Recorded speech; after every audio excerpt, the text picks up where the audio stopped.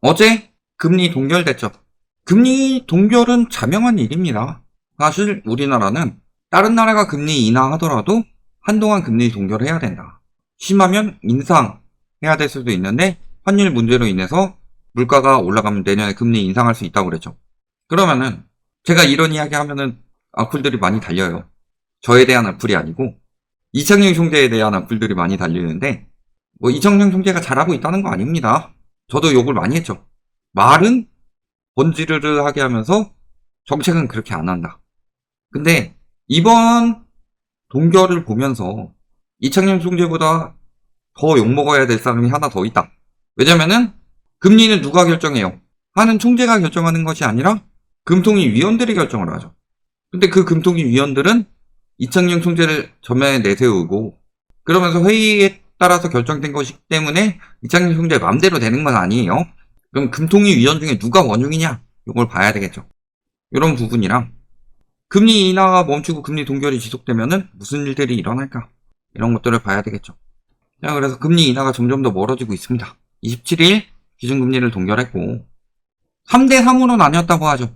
3명은 그냥 동결, 그리고 3명은 인하 가능성을 열어주자. 이번에 인하하자가 아니라 인하 가능성, 앞으로 뭐 3개월 내에 인하 가능성을 아직 열어주자.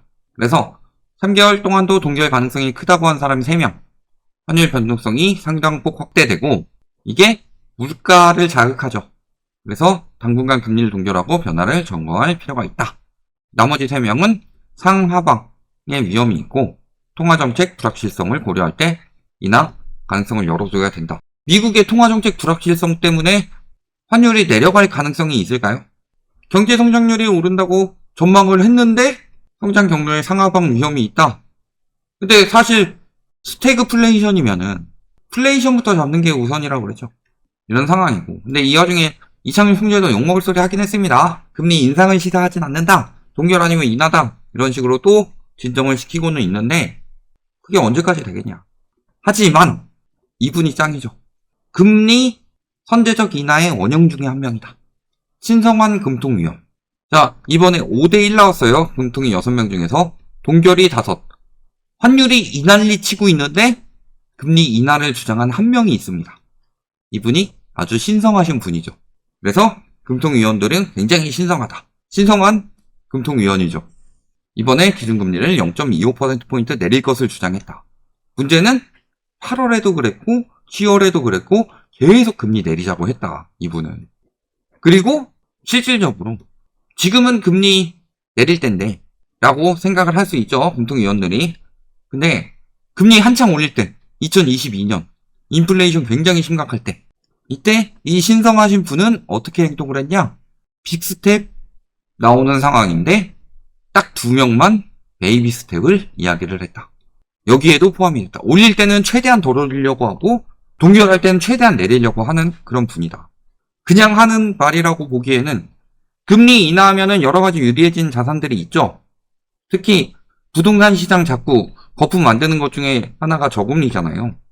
부동산 자산이 굉장히 많으신 분입니다. 토지가 5억, 건물이 33억 8천. 영끌이요? 실물은 많지 않습니다. 그냥 부동산 자산이 많은 분입니다. 부동산으로 돈 많이 버신 분이니까 그렇다. 자, 요분 아닙니다. 금통위원이죠.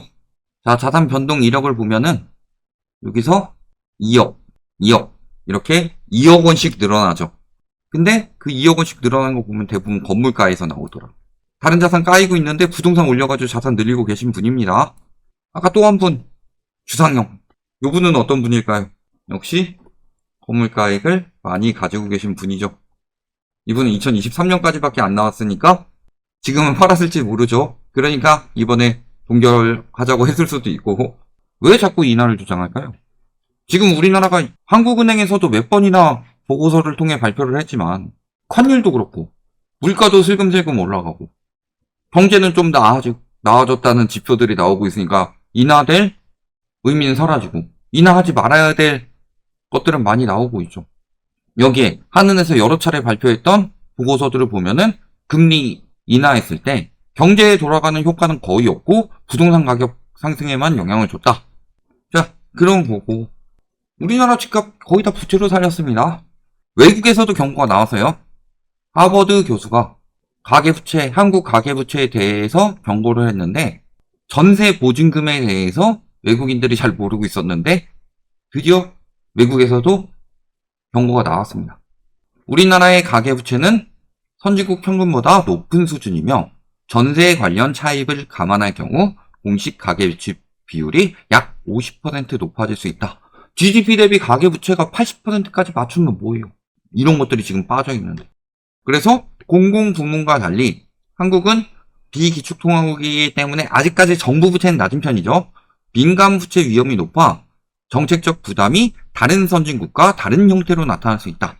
그러니까 다른 선진국이랑 자꾸 비교해가지고 걔네는 이렇게 하는데 왜 우리는 이렇게 규제를 강화하냐 이런 얘기를 할 때가 아니다. 왜? 다른 선진국은 전세가 없잖아. 전세 때문에 우리나라 부채가 어마어마하게 늘어났는데. 그리고 선진국의 부채 비율은 역사적 고점에 근접해 있으며 대부분은 정부 부채가 역사적 고점에 근접해 있는데 우리나라는 가계부채가 심각하죠. 그래서 국가 전체 부채 상승률로 따지면 우리나라가 넘버원입니다. 2등이랑 압도적인 차이예요. 거기에는 가계부채랑 기업부채 상승률이 많이 올라가죠. 더 위험하다는 소리예요. 그리고 고부채 시기 중앙은행의 통화 정책을 제약하는 위험 요인으로는 갑작스러운 자본 유출, 그 다음에 금리 인상 기피, 금융기관의 국채 익스포저 확대. 즉 갑작스러운 자본 유출 왜 생겨요? 레버리지로 장난질 치다가 위험하다 싶으면 빼는 거 아니에요. 그러니까 얼마 전에도 AI 버블 얘기 나오면서 쭉 빠질 때 코인 같은 경우 뚝 떨어졌잖아요. 그 다음에 금리 인상 기피. 사실 지금 너무 적습니다. 세계적으로. 그런데 국채만 잔뜩 발행해가지고 하니까 국채 익스포저가 확대되는 거죠. 그래서 이런 악순환을 의미하는 둠 루프 등이 있는 상황인데 우리나라는 세계적인 다른 나라들과 달리 가계부채 위험이 굉장히 크다. 해결된 거 없다. 가계부채 줄었다고. 아니 제대로 줄이지도 않고 있는데 지금. 가계부채가 줄고 있는 게 아니라 GDP 대비 가계부채 비율이 줄고 있는 거죠. 근데 그 GDP 자체도 개편을 해가지고 줄인 거죠. 그러니까 문제는 계속 남아있는 상황인 거고. 그러니까 이렇게 부채로 살리니까 한국은행에서도 계속 보고서가 나오는 이유가 뭐예요?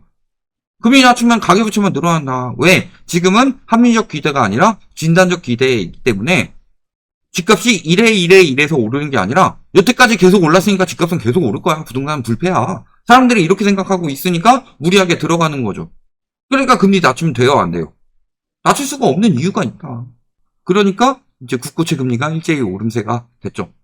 벌써 금통위 위원 중에 3명이 금리 인하 기조에서 금리 동결 기조로 완전히 바뀐 상황이에요. 신청하신 분만 계속 금리 인하를 주장하고 있는 거고.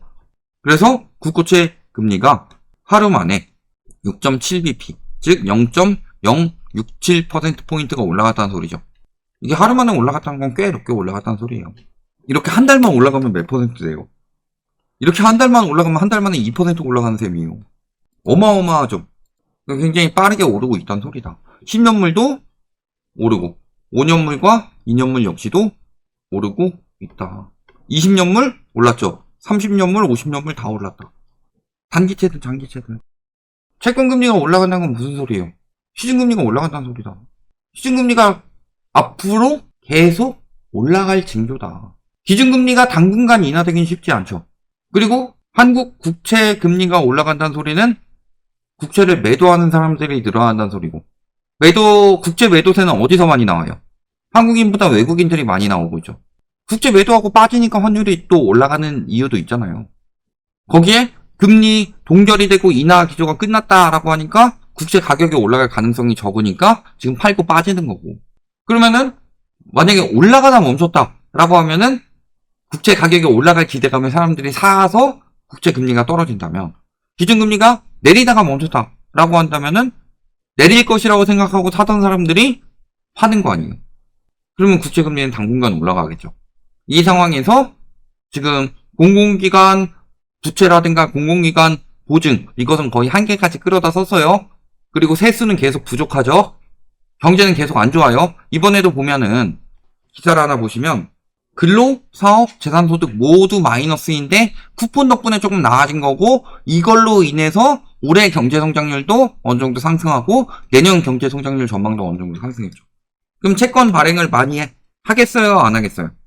그럼 국채금리는 더 올라가겠어요? 떨어지겠어요? 국제 금리가 올라가게 되면은 은행채 금리도 당연히 따라 올라가죠. 그러면 예금 금리나 대출 금리는 계속 올라갈 상황이 되는 거죠. 다 나왔다.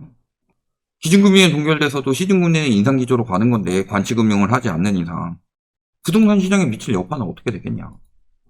조금만 올라가도 원금이 크기 때문에 과거와 다르게 고금리 때 원금이 작은 거랑 저금리 때 원금이 큰 것은요. 금리 변동이 조금만 되더라도 여파가 굉장히 크다. 그거 보면 다 나오는 거죠. 금리 동결이 왜 앞으로 부동산 시장의 지옥이 될 것인지. 여기까지 말씀드리겠습니다.